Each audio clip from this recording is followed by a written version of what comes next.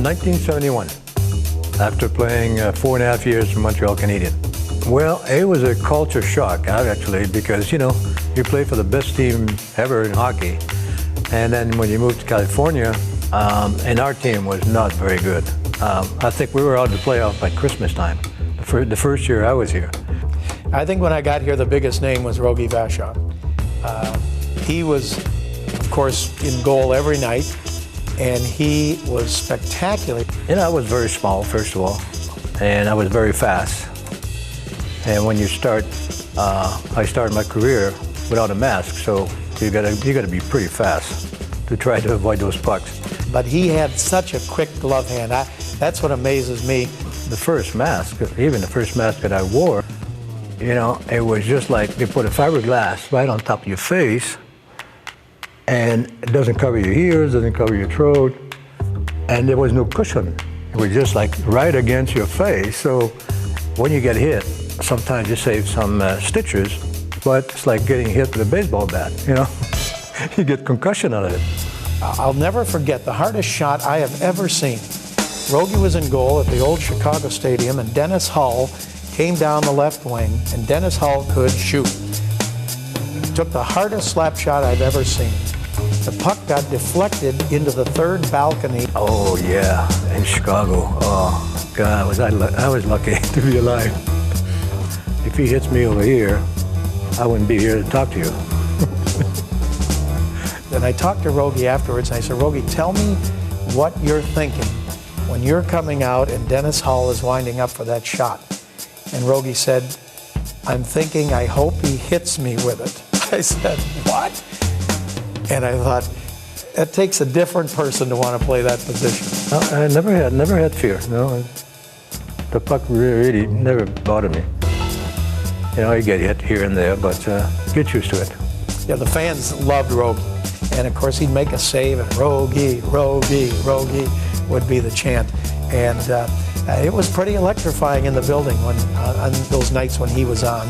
And he obviously should be in the Hall of Fame. He put up numbers that are better than some goaltenders in the Hall of Fame, and Rogie did it with very mediocre teams. If he'd have been with the Montreal Canadiens, he'd have been in on the first ballot.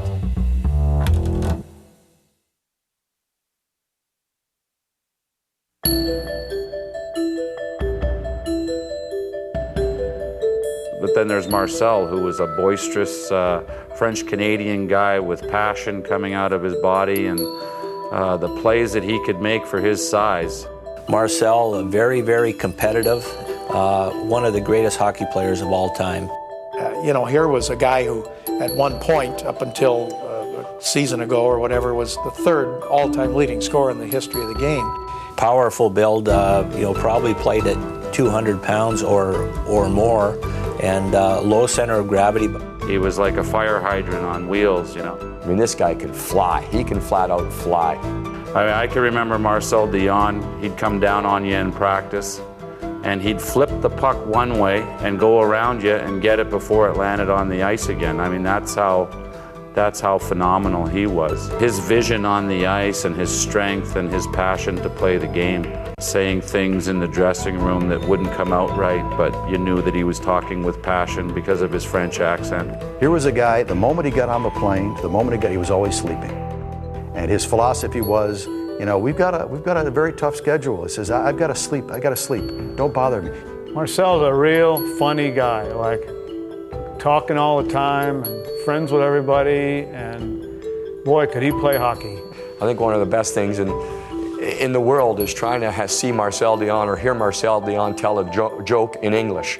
I mean, the translation doesn't work a lot, and a lot of the jokes I can't tell right now, but you know, he'll get to the punchline and everyone will go, what was, he just gets it wrong. He just cannot make that transition. And Luke came in and some other players and lived with Marcel, and they wanted to learn. They wanted to get all of the expertise that he had, and if that was the case, Marcel would spend hours with you. A tremendous talent. You know, the 12 years he spent in Los Angeles, the numbers are just staggering.